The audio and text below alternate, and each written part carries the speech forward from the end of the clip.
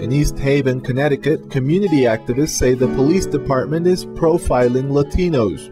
Latino business owners complain that police officers harass their customers as they leave their stores, detaining those who they suspect are undocumented. Jacqueline Cook with the Community News Production Institute reports. Community members and organizers say Saturday's rally was a response to the East Haven Police Department's long history of harassment and profiling. In 1997, Malik Jones, a 21-year-old African-American man, was gunned down in front of his mother's home in Fairhaven by an East Haven police officer after they chased him across 2 city lines. Emma Jones, Malik Jones's mother, addressed people at the rally. You are here making the exact same request that I made upon East Haven in 1997. And ironically enough, in 1997, which was almost 13 years ago, East Haven and all of the police officers and governmental officials denied all of my claim about the racist acts of racial profiling, border patrol, and harassment of people of color, Latinos, immigrants, and people who are poor and oppressed.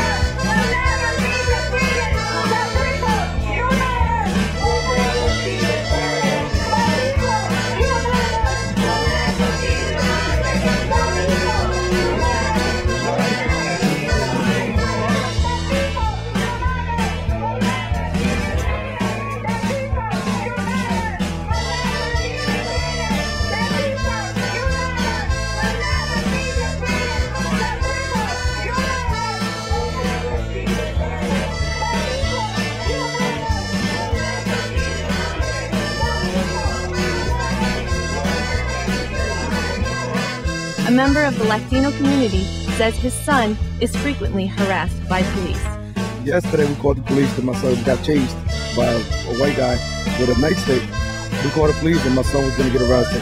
The day before yesterday, they threatened us and my son got arrested. Last week, the same thing. This month alone, my son been arrested 4 times. And I got a flag on my window. They want me to take it down, and I refuse to take it down. Dominican Republic and Puerto Rico. They just told me take it down.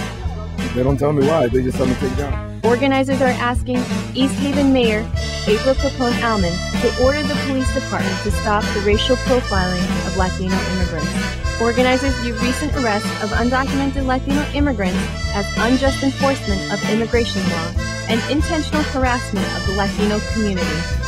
2 counter-rallies met the group of Latino immigrant advocates. One was organized by the white supremacist group, the White Knights.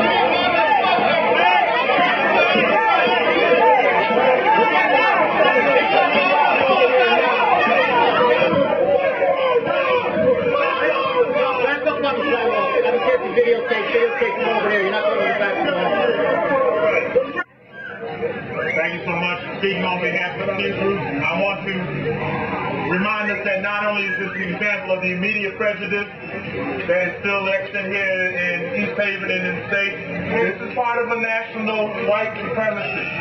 This is part of a massive white nationalism going on in this country. This type of prejudice didn't just go overnight. It's being fueled by national groups such as the so-called Federation for American Immigration Reform.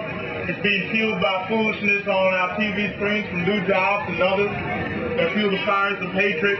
What we're seeing is not an isolated thing. We need to make sure our organizations, our groups come together, organize nationally against this nativism that is resurging in our country.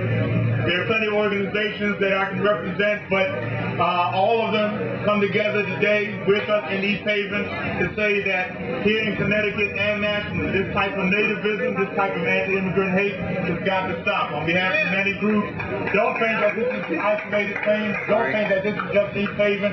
This is a matter of a concentrated effort by people who are afraid of their white hegemony, by people who are afraid of the demographics that will be in this country by 2050. This is a matter of national fear. Organize nationally.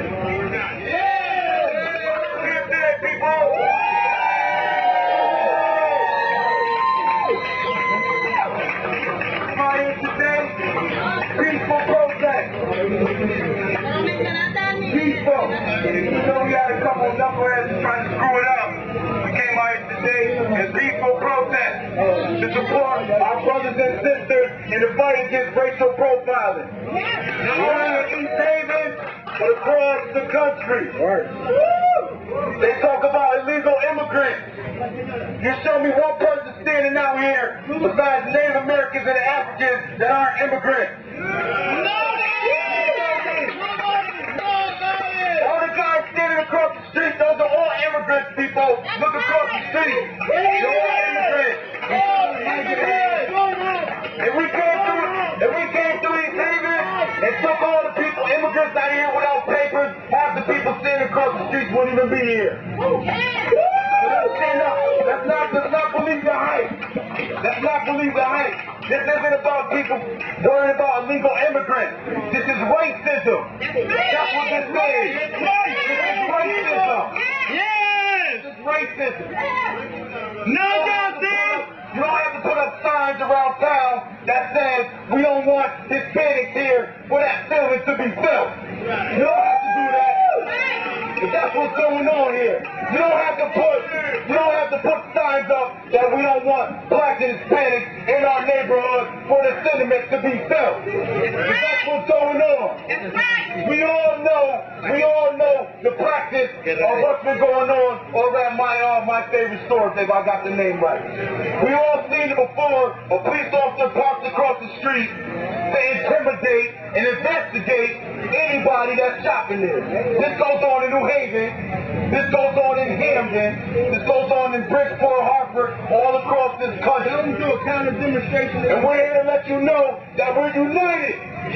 Black, white, Latino, Arab, Asian, we're all united today, people. No justice. No justice. No justice. No justice. No justice. And we're going to come out here again and again and again until the message is clear. We will not stand for racial profiling at all. And do a counter demonstration. See how long you are. There is three things that we're asking the city of East Haven to do. The first thing is a diversity training for the East Haven police. That's something that will happen. That happened in New Haven, that happened in Hartford, that happened in many police departments, and that should be done to this police department. The other one is they should review the local ordinance of New Haven and Hartford. In Hartford and New Haven, they should not be using racial profiling when they detain people. And that's something that this police department should keep in mind.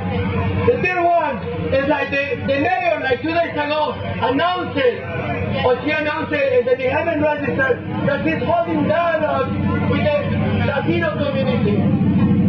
But those dialogues are with white people, with business people, but business people that represent the community.